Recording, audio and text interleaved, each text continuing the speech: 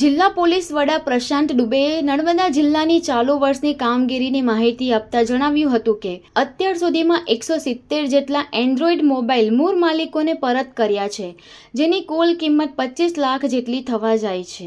આ વર્ષમાં 5 અનલિમિટેડ ગુના ડિટેક્ટ કરવામાં આવ્યા છે. વડોદરા એન્જના આઈજીપી સંદીપ સિંધેએ જણાવ્યું હતું કે તેરા તુજકો અર્પણ કાર્યક્રમ ગુજરાતના છેલ્લા 3 વર્ષથી તમામ જિલ્લાઓમાં કરવામાં આવી રહ્યો છે. ગુજરાત સરકારની અને પોલીસની આ પહેલ છે કે કોઈ પણ કિંમતી વસ્તુ ચોરાઈ જાય તો તેને શોધી આપવી અને મૂળ માલિકને પરત કરવાની અભિગમની ચર્ચા ગુજરાતમાં અને દેશભરમાં થઈ રહી છે. કોર્ટ અને પરમિશન વગર કરોડો રૂપિયાના ચોરાયેલા ગુમ થયેલા મોબાઈલ મૂળ માલિકોને પરત કરવામાં ગુજરાત અગ્રેસર કહ્યું છે. નર્મદા પોલીસની સારી કામગીરી બદલ નર્મદા પોલીસને અભિનંદન પાઠવ્યા હતા. આ કાર્યક્રમમાં પ્રજાનો સહકાર પણ સારી રીતે મળી હોય છે.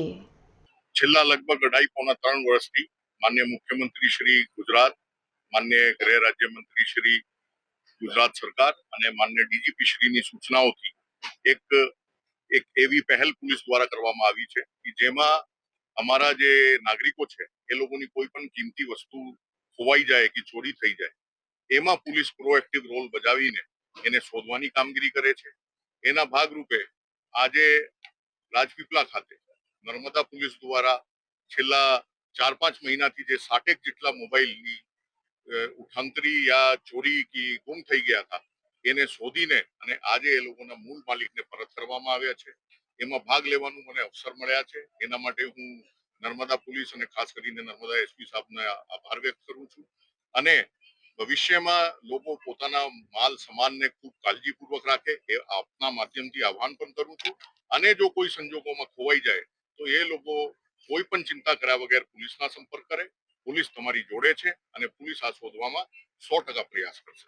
પોલીસ દ્વારા માત્ર મોબાઈલ જ નહીં પણ 2 વ્હીલર, 4 વ્હીલર અને ટ્રક પણ સીધા મૂળ માલિકને પરત કરવામાં આવી રહ્યા છે. તેમણે સમગ્ર દેશમાં પોલીસની આ સારી કામગીરી ચર્ચાનો વિષય બની હોવાનું જણાવ્યું હતું. આ પ્રસંગે લાભાર્થી ઉત્તમ મહેતા સહિત અન્ય સ્થાનિક લાભાર્થીઓએ પોતાને મોબાઈલ પરત મેળવવા બદલ નર્મદા પોલીસનો આભાર વ્યક્ત કર્યો હતો. ઘરના આંગણામાંથી કોઈ લઈ ગયો હતો, એની ફરિયાદ મેં રાજપીપળા પોલીસ સ્ટેશનમાં અને ક્રાઇમ બ્રાન્ચમાં બંનેમાં આપેલી હતી.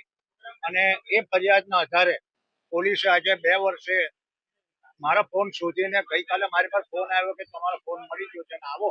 ખૂબ આનંદની વાત છે અને પોલીસની કામગીરીને ખરેખર હું બિરદાવું છું કે નર્મદા જિલ્લા પોલીસ અને સાયબર ક્રાઇમ બ્રાન્ચ ખૂબ સક્રિય છે અને લોકોની ફરિયાદો સારી રીતે જાણે છે. ઘણા પ્રશ્નો છે પણ આ પ્રશ્નો તો ખૂબ સારી રીતે. ઉપરાંતમાં મારી એક ઘરફોડ ચોરી થઈ હતી 3 વર્ષ પહેલા, તે પણ આ લોકોએ બહુ સારી રીતે કન્ડક્ટ કરીને પકડી પાડી હતી.